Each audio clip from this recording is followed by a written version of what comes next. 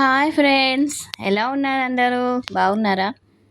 ఇవాళ నేను గులాబ్ జామ్ చేస్తున్నాను. దానికోసం నేను ఎంటీఆర్ గులాబ్ జామ్ ప్యాకెట్ తీసుకున్నాను. ఆ పిండి మొత్తం బౌల్లో వేసుకొని ఒకసారి మంచిగా కలుపుకున్న తర్వాత కొంచెం ఆయిల్ వేసుకోవాలి. ఆయిల్ వేసుకొని కాచి చల్లారి పెట్టుకున్న పాలు కొంచెం కొంచెంగా వేసుకుంటూ కలుపుకోవాలి. ఇలా సాఫ్ట్గా కలుపుకోవాలి. మంచిగా ఒక గంట సేపు వదిలేసిన తర్వాత చూడండి, పిండి ఇలా మంచిగా సాఫ్ట్గా రావాలి. అప్పుడైతేనే మనం బాల్స్ ఆయిల్లో వేసినప్పుడు విరగకుండా ఉంటాయి. పిండిని ఇలా ముద్దలు చేసుకోవాలి. ఒకసారి ఇలా అనుకున్న తర్వాత మంచిగా రౌండ్గా కలుపుకోవాలి.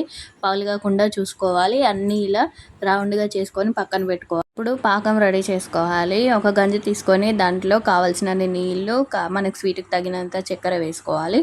పక్కన ఒక కంచుడు తీసుకొని దాంట్లో కొంచెం ఆయిల్ వేసుకొని ఆయిల్ హీట్ ఎక్కిన తర్వాత ఒకటొకటి బాల్స్ అన్నీ వేసుకోవాలి. మొత్తం స్లో ఫ్లేమ్లోనే ఉడికించుకోవాలి, లేకుంటే మొత్తం ఉడకదు, పైన రెడ్గా అవుతాయి. పాకం మరిగే టైంలో ఇలాచీలు వేసుకోవాలి. ఒక 10-20 మినిట్స్ అలా చల్లారిన తర్వాత గులాబ్ జాములు వేసుకొని మూత పెట్టుకోవాలి. ఒక 30 మినిట్స్ అలా. చూడండి, ఇప్పుడు గులాబ్ జాములు రెడీ అయిపోయాయి. ఎలా ఉన్నాయో చాలా సాఫ్ట్గా ఉన్నాయి. ముట్టుకుంటేనే కింద పడిపోతున్నాయి. చూడండి, ప్లీజ్ సబ్స్క్రైబ్ చేసుకోండి.